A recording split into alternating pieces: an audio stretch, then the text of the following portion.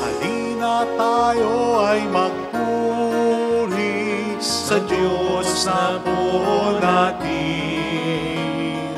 Kunin gitara at ito'y tugtugin, awitan siya ng himig. Lapitan siya't dakilain, atin siyang sambahin. Ang poon dumalaw sa atin upang tayo'y tubusin, upang tayo'y tusin.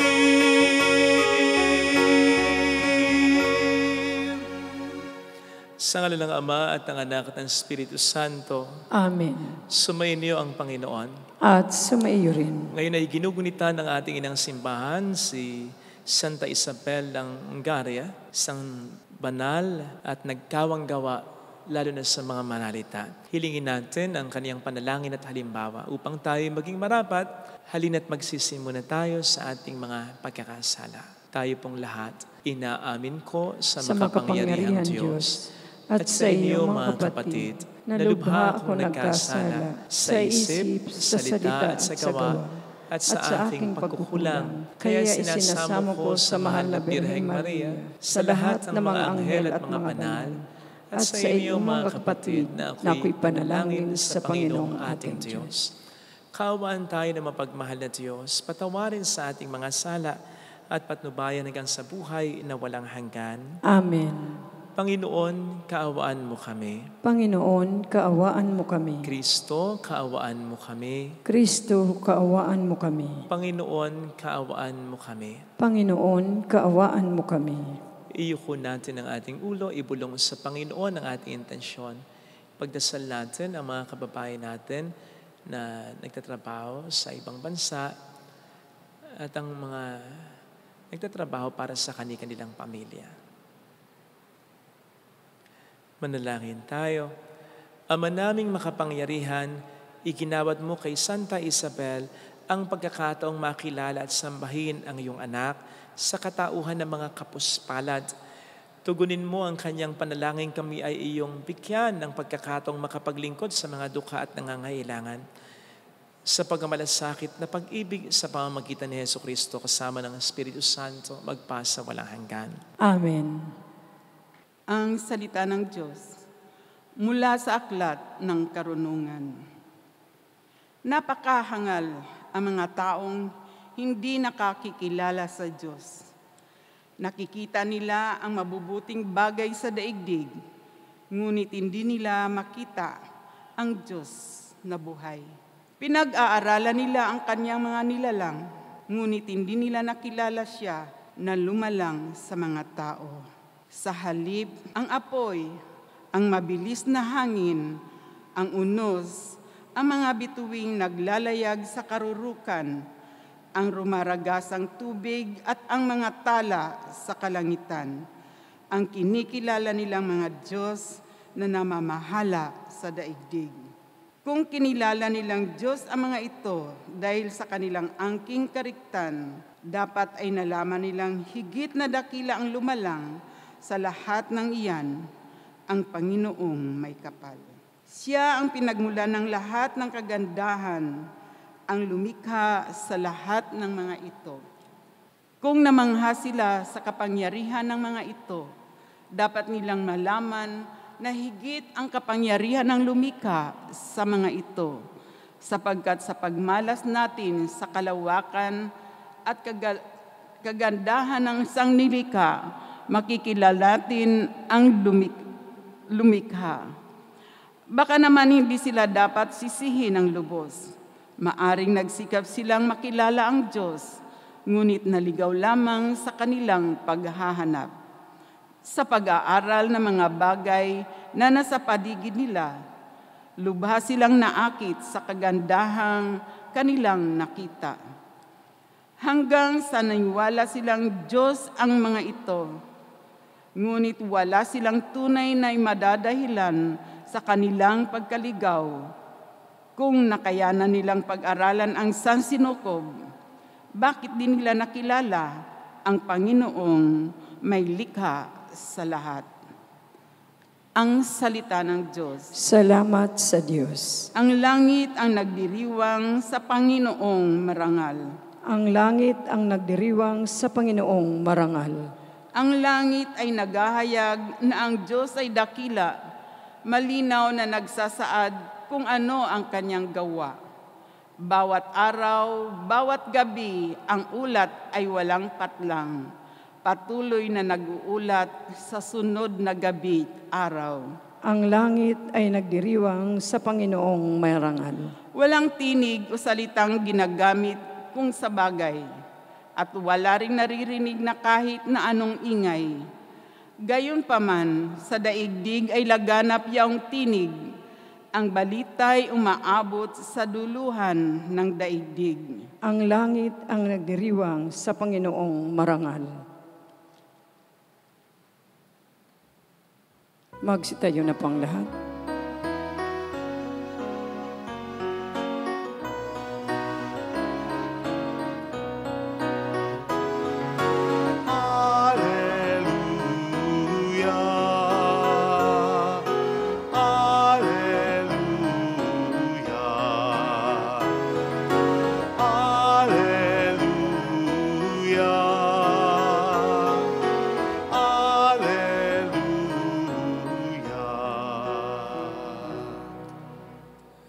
Sumainyo ang Panginoon. At sumaiyo rin. Ang mabuting balita ng Panginoon ayon kay San Lucas. Papuri sa iyo, Panginoon. Noong panahong yon, sinabi ni Jesus sa kaniyang mga alagad, ang pagparito ng anak ng tao ay matutulad sa kapanahunan ni Noe. Noon, ang mga tao ay nagsisikain at nagsisiinom, nag-aasawa hanggang sa araw na sumakay si Noe sa daong. Dumating ang baha at namatay silang lahat. Gayun din noong panahon ni Lot. Ang mga tao ay nagsisikain at nagsisiinom, namimili at nagbibili, nagtatanim at nagtatayo ng bahay, ngunit ng araw na umalis si Lot sa Sodoma, umulan ng apoy at asupre at natubok silang lahat. Gayun din sa pagdating ng anak ng tao.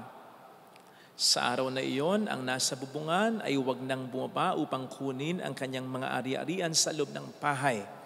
Ang nasa bukid ay huwag nang umuwi. Alalahanin niyo ang nangyari sa asawa ni Lot. Ang sino mang magsikap na iligtas ang kanyang buhay ay mawawala nito. Ngunit ang sino mang mawala ng kanyang buhay ay siyang makapagliligtas nito. Sinasabi ko sa inyo, may dalawang lalaking natutulog sa isang higaan. Sa gabing iyon, kukunin ang isa at iiwanan ang isa. May dalawang babaeng magkasamang gumigiling. Kukunin ang isa at iiwan ang isa. May dalawang lalaking gumagawa sa bukid. Kukunin ang isa at iiwan ang isa. Saan po, Panginoon? Tanong ng kanyang mga alagad. Sumagot siya, kung saan naroon ang mga bangkay, doon naman nagkakatipon ng mga buitre. Mga kapatid, ang mabuting balita ng Panginoon. Pinupuri ka namin, Panginoong Jesucristo. Isn't it that Jesus never fails to say things that cause us to pause and think? Talaga namang si Jesus ay nagsasabi ng mga katotohanang magpapahinto sa atin at magpapaisip sa atin. Halimbawa, yung katotohanang narinig natin sa Ebanghelyo natin. Ang sabi dito, may dalawang lalaking natutulog sa isang higaan, kukunin ng isa, iiwan ng isa. May dalawang baing magkasamang gumigiling, kukunin ng isa, iiwan ng isa. May dalawang lalaking magkasama, nagtatrabaho sa bukid, kukunin ng isa at iiwan ng isa. I mean, di ba? Bakit yung isa lang ang kukunin at hindi yung isa? Bakit hindi kunin pareho yung dalawa para mas masaya? Di ba? Pero dito ay mapapaisip tayo sa katotohanang gustuhin man ng Diyos na iligtas ang lahat, ay talagang may lalabas pa rin mga hindi karapat-dapat. In fact, yung sinasabi niya, na pagbubukod-bukirin ang mga mabubuti at ang mga masasama ay mangyayaring talaga. Sapagkat yan ay mismo kanyang propesiya which confirms the truth na while many will be saved, marami ang lilitaw na mga karapat-dapat, marami din naman ang lilitaw na hindi karapat-dapat. Again, hindi dahil sa gusto niya, kundi dahil sa ito'y gugustuhin nila. Remember na ang tao may kalayaan at yun ay ikinagalang niya. Pero ang maganda naman sa katotohanan ito ay alam ng Diyos, kilala ng Diyos kung sino ang karapat-dapat talaga. Ito po ang makikita natin sa ini-insinuate ng text na kukunin ang isa at iiwan ang isa. Sa dalawang yon, alam at kilala ng Diyos kung sino ang sa Kanya. Hindi kinakailangang mag-volunteer. Nung kukunin, Lord, kunin mo ako Talagang mabuting tao ako sapagkat yun ay alam niya. In the same way na hindi rin naman kinakailangan magpanggap pa nang hindi kukunin na siya ay mabuti at sabihin, Lord, mabuting tao rin ako, kunin mo ako. Because it won't matter. Again, alam ng Diyos kung sino rin ang hindi karapat-dapat sa Kanya. Ang sabi nga po sa letter to the Hebrews 4:13, no creatures are hidden from Him. Lahat tayo, all of us, are exposed to Him. Hindi ba't napakasarap isipin na hindi na natin kinakailangang ipromote ang ating sarili sa Diyos? Because He knows us personally. Pwedeng may mga taong makalimot sa mga mabuting ginagawa natin, pero hindi ang Diyos. Yun ay alam niya. Yun ay natatandaan niya, nakalista sa Kanya. Hindi na rin natin kinakailangang mabahala pa na masapawan tayo ng mga taong mapagpanggap na mabuti. Pero sa totoo ay hindi naman pala sapagkat alam din ng Diyos ang pagpapanggap nila. Kaya sa totoo lang, sa bangayan ng mga Hudyo at ng mga Palestinians, alam ng Diyos kung sino ang tama at mali sa kanila. Sa mga chismis at kontrobersyang dinadawit ang pangalan mo, alam ng Diyos kung mabuting tao kang talaga. Sa isinusumbat sa iyo ng asawa mo, alam ng Diyos kung sino sa inyo ang totoong may atraso. Sa mga nasasabi sa iyo ng magulang mo, ng kapatid mo, ng kaibigan mo, maging ng ibang tao, alam ng Diyos kung ano ang totoo. Hindi mo kinakailangan ipagtanggol ang sarili mo sa Diyos sapagkat siya mismo ang magtatanggol sa iyo, maging sa mga kaaway mo, kung alam niyang ikaw ay tunay na mabuting tao. Hindi nga what the Bible has it, He will bless us in the presence of our enemies. And that will precisely happen when we are called to heaven. Makikita tayo, mga taong mapis sa atin, gumawa ng masama sa atin, ginawang impyerno ang buhay natin. God will bless you in front of them. Kaya relax lang. Pero siguraduhin mo lang, siguraduhin mo lang na ikaw yung mapipili ng Diyos at hindi ikaw yung maiiwan. Kaya be sure, be certain that between two men lying in bed, between two women grinding grain, between two men working in the field, God knows you as His own. Siguraduhin mong ikaw ay Kanyang makikilala dahil ikaw ay mayroong personal na relasyon sa Kanya. In connection with this, idamay na din natin ang kapwa natin, lalong-lalo na ang mga taong mahalaga sa atin. Kamakailan ay nabatas ko ang kapatid ko sapagkat nalaman kong lumiliman pala sa pagsisimba. Hindi naman dahil katamaran, may dahilan naman. Kaya lang sabi ko, walang dahilan, liban sa isang malubhang karamdaman, ang pupwedeng maging excuse para lumiban sa pagsisimba. Nangako naman sila na babawi, magsisimba. Pero sabi ko, do it not for me, but for yourself. Sapagkat hindi kayo sa akin, kundi sa Diyos dapat na maging malapit. Maging malapit man kayo sa akin, hindi ko kayo mailalapit sa Diyos kung kayo mismo ay hindi sa Kanya lalapit. Sa makatuwid, lahat tayo dapat sa Kanyang lumapit. Sapagkat yung detalye dito sa Ebanghelyo, yung text na nagsasabing sa dalawa na magkatabi, magkasama, kukunin ng isa at iiwan ng isa, ito ay warning para sa ating lahat. Na nagsasabing our closeness or intimacy with a good person does not necessarily guarantee us our own salvation. Sapagkat salvation requires a relationship with the Lord. At dapat bawat isa sa atin, meron nun. That is why we just cannot discharge our duty to God by proxy nor even by association. Naalala ko tuloy yung kwento ng isang padre di pamilya na Hindi talaga nagsisimba kahit tuwing linggo. Sapagkat ang katwiran niya, nagsisimba naman ng kanyang asawa at mga anak. Sinala lang ang kanyang asawa at mga anak. Kaya kahit madaan yan sa simbahan, hindi papasok. Kahit sandali lang. Sapagkat ang kanyang katwiran, yung asawa na lang niya at ang kanyang mga anak. Kahit na yan ay madaanan, madalas, ng kanyang kapitbahay na lay minister sa tapat ng kanyang bahay, kung saan siya ay nagkakapilang at lagi siyang aanyayahan, "Pre, simba tayo, pasalamat tayo." Yun ang kanyang katwiran. Hindi na. Yung asawa ko na lang at ang aking mga anak. Kapag sa trabaho, aayain ng kanyang mga katrabaho sapagkat sa pinagtatrabahuan niya, may First Friday Mass. Yun pa rin nasasabihin niya. Yung asawa ko na lang at mga anak. Ayun. For some reasons ay namatay. Napunta naman sa kalangitan, kaya lang nasa pinto lang. E di sinilip siya ni San Pedro. Nakiusap siya. "San Pedro, pwede ba akong pumasok dyan?" Sabi sa kanya, "Yung asawa mo na lang at ang iyong mga anak." Kaya sana mga kapatid, sa kabila ng katotohanan mayroon talagang mapipili at mayroon talagang maiiwan, pagsikapan natin na pare-pareho pa rin tayong piliin at huwag yung may maiwan, lalong-lalo na mula sa hanay ng mga taong sa atin ay mahalaga. At sa kabila ng wala rin tayong magagawa ang ating sariling kabutihan para iligtas o isalba ang buhay ng iba, magsikap pa rin tayong maging mabuting tao at maging magandang impluensya pa rin para sa kanila. After all, mas masaya pa rin siyempre na mapunta tayo ng langit na may kasama, lalo ng mga taong sa atin ay mahalaga. Kaysa naman sa tayo mapunta ng impyerno na kasama rin natin ang kahit isa sa mga taong sa atin ay mahalaga. Mas matinding paghihirap pag ganon. Huwag naman sana. Kaya siguro isipin natin kung darating ngayon ng Panginoon o kaya kung kunin tayo o mga mahal natin, makakasama kaya tayo sa pipiliin. Kung makakasama tayo sa piliin, sa palagay natin, paano yung mga mahal natin? Sino sa mga mahal natin at sa palagay natin na hindi makakasama sa pipiliin? Yun ang pagtrabahuhan natin, pagdasal natin, itama natin, gabayan natin, pagsabihan natin, impluwensyahan natin. Ipagdasal natin sa Panginoon na maiayos ang buhay nila. Experience will tell us na gusto natin na iayos ang buhay ng mga taong sa atin ay mahalaga.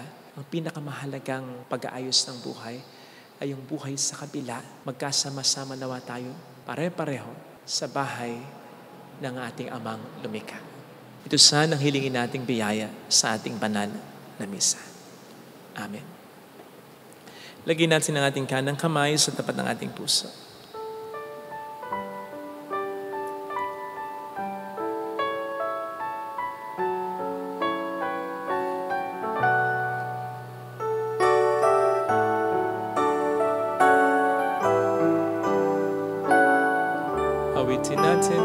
Alam kong may magagawa ang Diyos. Alam kong may magagawa Makapangyarihan siya. ang Diyos. Alam kong may magagawa ang Diyos. Alam kong may Walang imposible sa magagawa ang Diyos. Kung ako'y magtatapat, Kung ako'y magtatapat sa Kaniya'y maglilingkod. Sa Kanya'y maglilingkod. Alam kong may magagawa ang Diyos. Alam kong may magagawa ang Diyos. Alam kong diringgin ng Diyos ang samo ko. Alam kong Sapagkat mahal niya ako. diringgin ng Diyos ang samo ko. Alam kong diringgin ng Diyos ang samo ko. Alam kong Sapagkat alam niya ang diringgin ng pinagdaraanan. Diyos ang samo ko. Kung ako'y magtatapat, Kung ako'y magtatapat sa Kaniya'y maglilingkod. Sa Kanya'y maglilingkod. Alam kong diringgin ng Diyos ang samo. Diringgin ng Diyos Bigyan natin ang ating mga mata. Panginoon, tulungan mo ko na lalo pang mas mapalapit sa iyo. At sa paglapit ko sa iyo ay maisama ko ang mga taong mahalaga sa buhay ko, maging ang ibang mga kapwa ko na nasa impluensya, nasa responsibilidad ko, nakakasama ko sa pagtatrabaho, sa pagnenegosyo, nakakasalamuhan ko araw-araw. Tulungan mo po ako na maghasik ng kabutihan sa mundong ito. Panginoon, bagamat ako ay mahal na mahal mo tulad ng iba, Alam kong hindi ako mapupunta ng langit nang hindi ko patutunayan sa iyo na gusto ko. Tulungan mo akong mapatunayan ito sa pamamagitan ng pag-isikap ko na maging mabuting tao. Hallelujah! Ang maging magandang impluensya sa iba. Hallelujah! Ang maging ilaw na magbibigay ng pag-asa sa mga nahihirapan. Siya ay muling babalik sa at hindi yung ako pa ang magpapahirap sa kanilang kalalakan. Hallelujah! Purihin ang Diyos. Hallelujah! Sa dakdang panahon ay babalik ang Panginoon upang tayo ay kunin tapat siya sa kanyang mga pangako sa atin. Sabihin mo sa sarili, mayroong magandang mangyayari sa iyo. Higit pa sa inaasahan mo sapagkat mahal ka ng Diyos, pakatandaan. At kung mahal mo ang pamilya mo, mahal niya rin ito. Mas mahal ka niya. Mas mahal niya ang pamilya mo. Higit pa sa pagmamahal sa sarili mo at ng ibang tao sa iyo. Mayroong magandang mangyayari sa iyo. Intensyon ng Diyos na iligtas ang lahat ng tao. Kailangan lamang nating gustuhin ito. Tulungan mo ako, Panginoon, na gustuhin ito. Papuri sa Ama at sa Anak sa Espiritu Santo. Kaparanan sa unang-una, ngayon at magpakailanman, magpasawalang hanggan. Amen. Pag-aalay.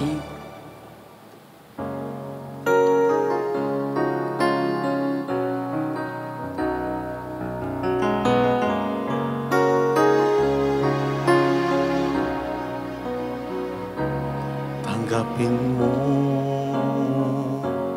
Panginoon, itong aking alay sa iyo. Ibibigay, ialay lahat ng yaman at buhay. Ihahandog sa iyo, papuri sa ngalan mo. Kahit na may kasalanan, itong pusong nagmamahal, tanging hiling sa iyo, sana'y tanggapin ang alay ko. Manalangin tayo, pang ating handog ay maging kalugod-lugod sa Diyos Amang makapangyarihan.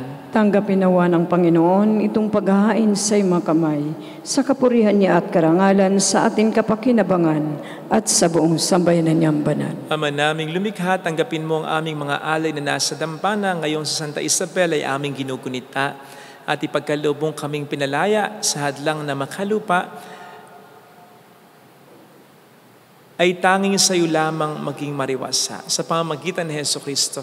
Asama ang Espiritu Santo magpasa walang hanggan. Amen. Sumainyo ang Panginoon. At sumaiyo rin. Itaas sa Diyos ang inyong puso at diwa. Itinaas na namin sa Panginoon. Pasalamatan ang Panginoong ating Diyos. Marapat na siya ay pasalamatan. Ama naming makapangyarihan, tunay ngang marapat na ikaw ay pasalamatan. Ngayon ikinagagalak naming may mga banal na tao tulad ni Santa Isabel na nagtalaga ng sarili sa anak mong si Jesucristo upang ipamalas nila ang paghahari mo at maakit ang kapwa na manalig sa iyo. Ngayon sa amin ibinibigay ng iyong anak na minamahal ang kabanalang iyong taglay at hangad mong kamti ng tanan. Ito ang pinanggalingang amin ngayong nililingon. Dito mo rin nais na kami makarating at umantong. Kaya kaisa ng mga anghel na nakisiawit ng papuri sa iyo ng walang humpay sa kalangitan, kami nagbubuni sa iyong kadakilaan. Santo, Santo, Santo, Panginoong Diyos ng mga hukbo, napupuno ang langit at lupa ng kadakilaan mo. Usana sa kaitaasan. Pinagpala ang naparirito sa ngalan ng Panginoon. Usana sa kaitaasan. Ama naming banal, ikaw po ang bukal ng tanang kabanalan. Kahit sa pamamagitan po ng iyong Espiritu, gawin mo pong banal ang mga kaloob na ito pang para sa amin ay maging katawan at dugo ng iyong anak at sa aming Panginoong Jesucristo. Bago niya pinagtiis ang kusang loob na maging handog, hinawakan niya ang tinapay, pinasalamatan kaniya, pinaghati-hati niya iyon. Iniabot sa kaniyang mga alagad at sinabi, Tanggapin ninyong lahat ito at kanin. Ito ang aking katawan na ihahandog para sa inyo.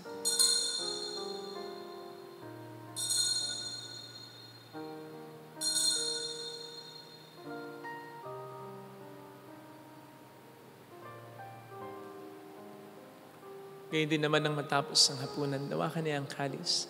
Muli kaniyang pinasalamatan, iniabot niya ang kalis sa kaniyang mga alagad at sinabi, tanggapin ninyong lahat ito at inumin.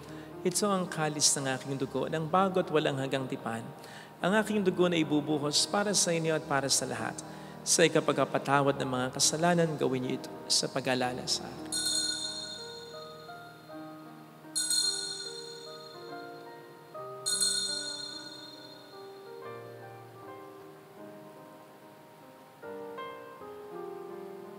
Ipagbunyi natin ang misteryo ng ating pananampalataya. Si Kristo'y namatay, si Kristo'y nabuhay, si Kristo'y babalik sa wakas ng panahon. Ama, ginagawa namin ngayon ang pag-alaala sa pagkamatay at muling pagkabuhay ng iyong anak, kaya nialay namin sa iyong tinapay ng buhay at ang kalis ng kaligtasan. Kami nagpapasalamat dahil kami iyong minarapat at tumayo sa harap mo para maglingkod sa iyo. Sinasamo namin kami na magsasalo sa katawan at dugo ni Kristo, ay mabuklod sa pagkakaisa sa pamamagitan ng Espiritu Santo. Ama, lingapin mo ang iyong simbahang laganap sa buong daigdig. Puspusin mo kami sa pag-ibig. Kaysa ni Francisco na aming Papa, ni Dennis na aming Obispo at ng Tanang Kaparian, alalahanin mo po ang mga kapatid naming nahimlay nang may pag-asang sila'y muling mabubuhay, lalo na po ang aming mga ipagdarasal. Saglit tayong tumahimik at ipagdasal ang ating mga minamahal na yumauna.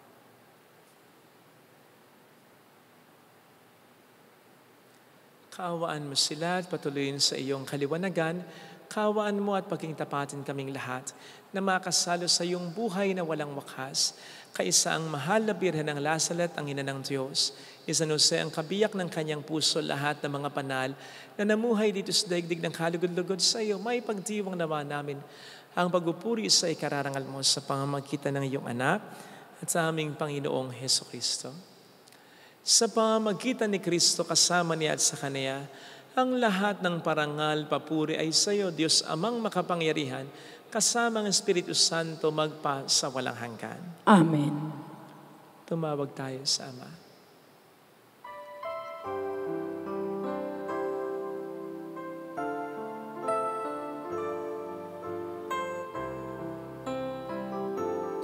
Ama namin, sumasalangit ka, sambahin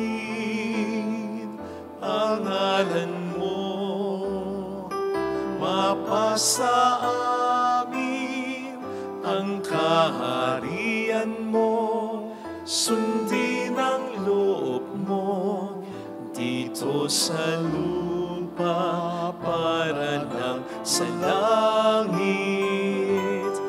Bigyan mo kami ngayon ng aming kakanin sa araw-araw at patawarin mo kami sa aming mga sala para ng pagpapatawad namin sa nagkakasala sa amin, at huwag mo kaming ipahintulot sa tukso at iadya mo kami sa lahat ng masama. Iniling namin kami, Adya, sa lahat ng masama pagkalooban ng kapayapaan araw-araw, iligtas sa kasalanan, sa kapahamakan, sa mga seryosong karamdaman. Samantalang aming pinaghahandaan ang dakilang araw ng pagpapahayag ng tagapagligtas naming si Hesukristo. Sapagkat iyo ang kaharian, ang kapangyarihan at ang kapurihan magpakailanman. Amen. Panginoong Hesukristo, sinabi mo noon, sinasabi mo rin sa amin ngayon, Kapayapaan ang iniiwan ko sa inyo, aking kapayapaan ang binibigay ko. Tunghayan mong aming pananampalataya, huwag ang aming pagkakasala. Pagkalooban mo kami ng kapayapaan at pagkakaisa-ayon sa iyong kalooban, kasama ang Espiritu Santo magpasa walang hanggan. Amen. Ang kapayapaan ng Panginoon ay sumainyo nawang lahat. At sumaiyo rin. Magbigayan tayo ng kapayapaan sa isa't isa. Kapayapaan po. Peace be with you. Kordero ng Diyos na nag-aalis ng mga kasalanan ng sanlibutan, maawa ka sa amin.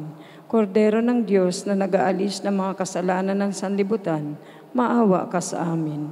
Kordero ng Diyos na nag-aalis ng mga kasalanan ng sanlibutan, ipagkaloob mo sa amin ang kapayapaan. Narito sa harap natin ng Panginoon ang ating buhay at kaligtasan. Mapalad tayong inaanyayahan. Panginoon, hindi ako karapat-dapat na magpatuloy sa iyo, ngunit sa isang salita mo lamang ay gagaling na ako.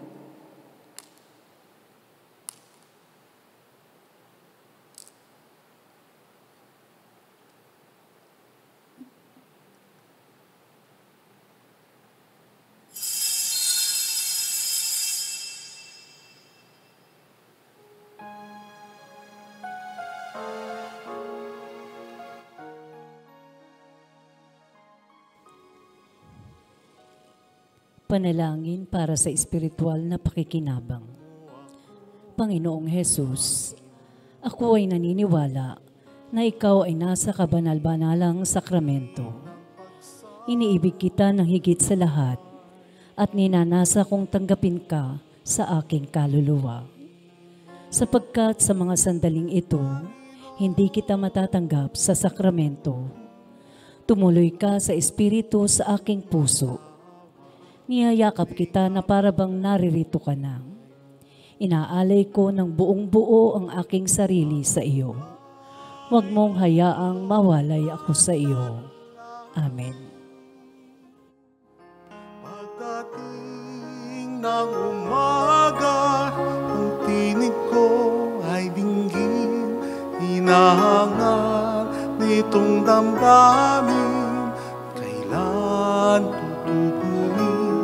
Bukas pagsikat ng liwanag, aking ihintayin.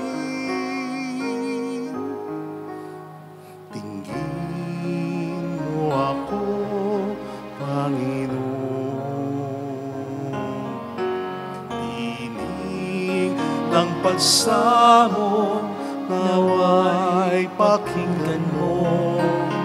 Tingin mo ako, Panginoon. Ako tumatawag, lingapin mo ngayon.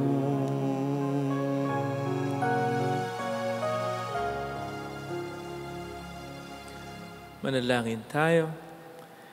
Ama naming mapagmahal, sa aming banal na pakikinabang at pakundangan kay Santa Isabel na aming huwaran, itaguyod mo kami sa iyong pagkamahal at ang mabuting gawain sa aming iyong sinimulan ay lubusin mo hanggang sa araw ng pagkapahayag ni Kristo Jesus na nabubuhay kasama ng Espiritu Santo magpasa walang hanggan. Amen. Holy God, Holy Mighty One, Holy Immortal One. Have mercy on us and on the whole world. Holy God, Holy Mighty One, Holy Immortal One. Have mercy on us and on the whole world. Holy God, Holy Mighty One, Holy Immortal One. Have mercy on us and on the whole world. Jesus, King of Mercy, We trust in you.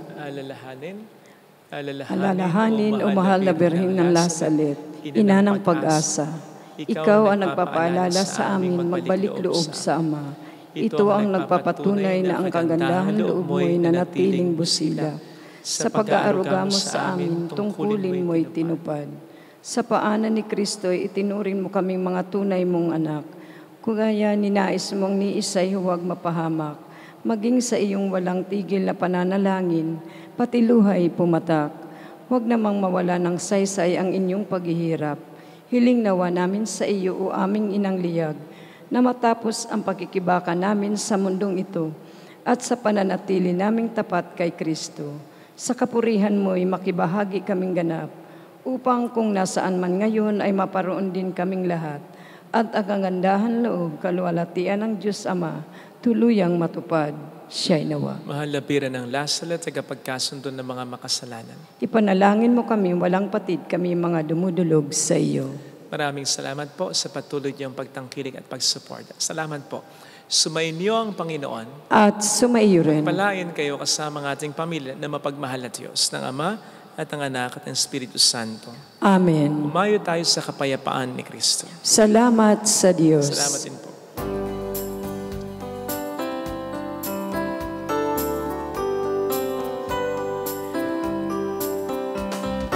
On this day, O Mother of our Lord, we sing you praise for lighting up our way. Your tears did soften up the hearts of men, and they still do today. May our love for you bring comfort in your pain. They saw a great light near the spring, and then it lowered and they saw it part. Then all at once they saw a lady crying there, and she wept all the while she spoke. They saw her tears flow from her eyes. They flow in steady streams of light. They flow in steady streams of light. On this day, O Mother of our Lord, we sing you praise for lighting up our way. Your tears did soften up the hearts of men, and they still do today. May our love for you bring comfort in your pain.